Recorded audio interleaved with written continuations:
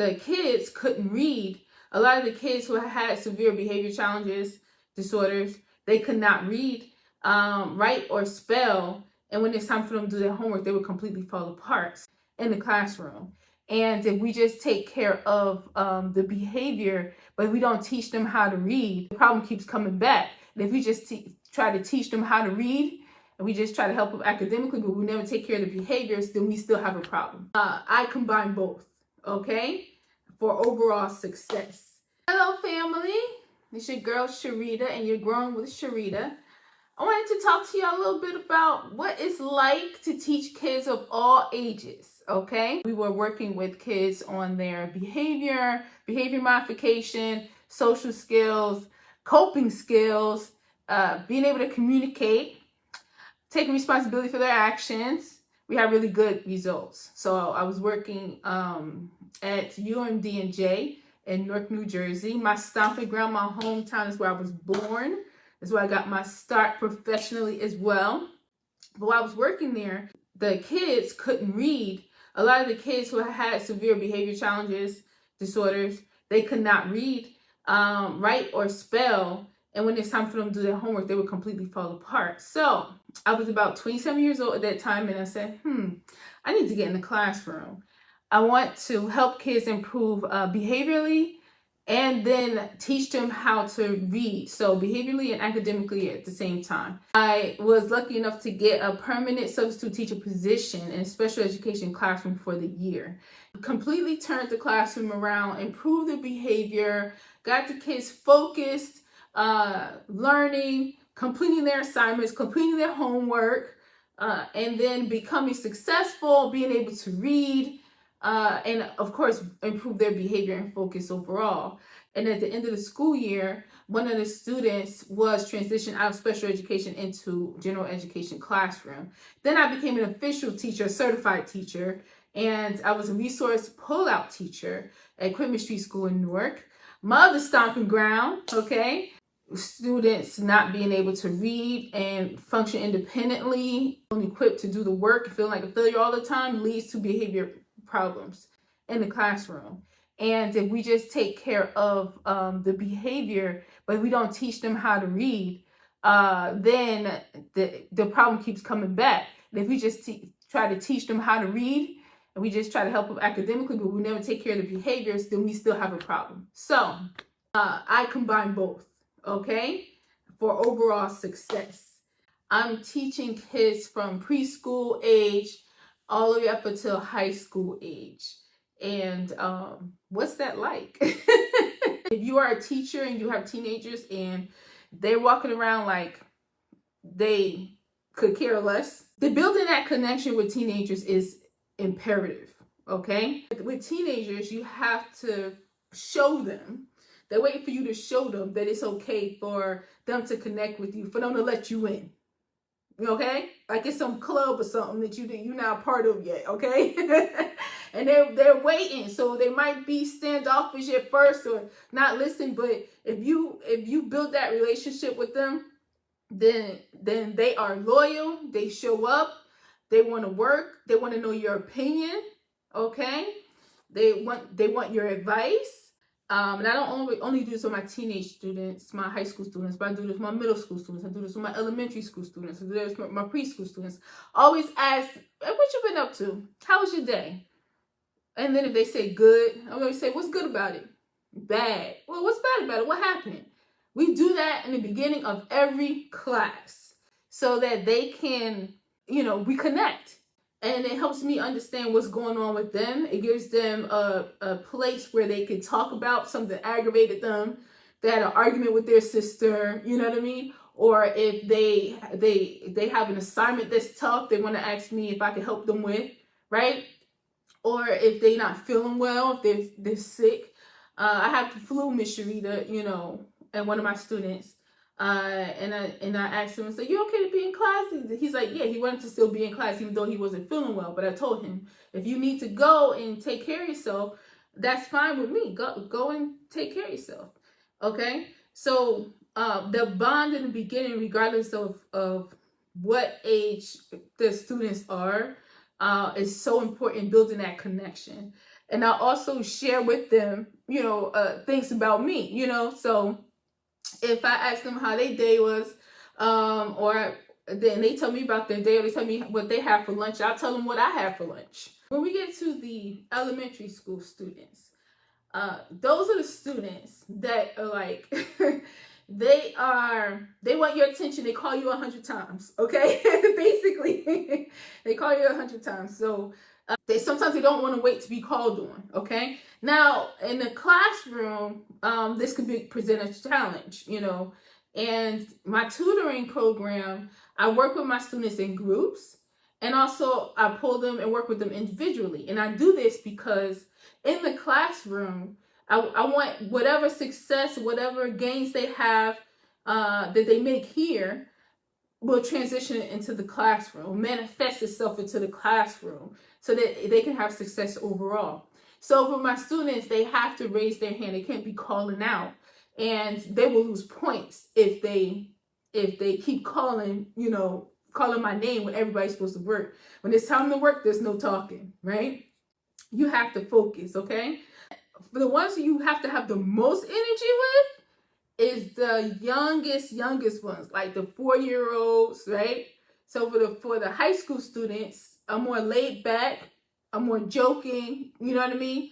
And then if I need to get serious and get on them, I'm tough with them. With the youngest kids, I have to be very animated. I have to say things that that they laugh about, When my students have dimples, and then be like, "What's going on, Dimples?"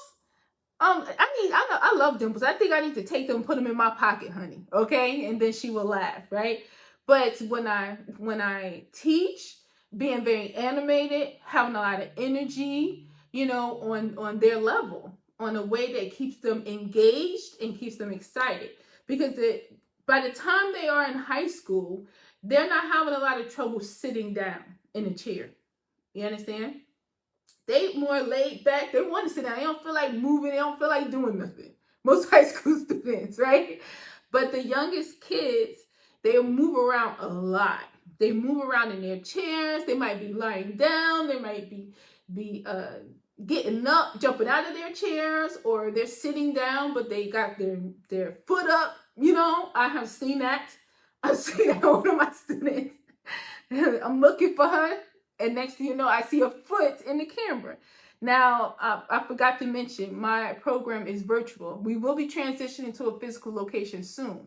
But I've had students from all over the country improve their behavior and their focus and their reading, be able to read when they've been struggling with reading for years.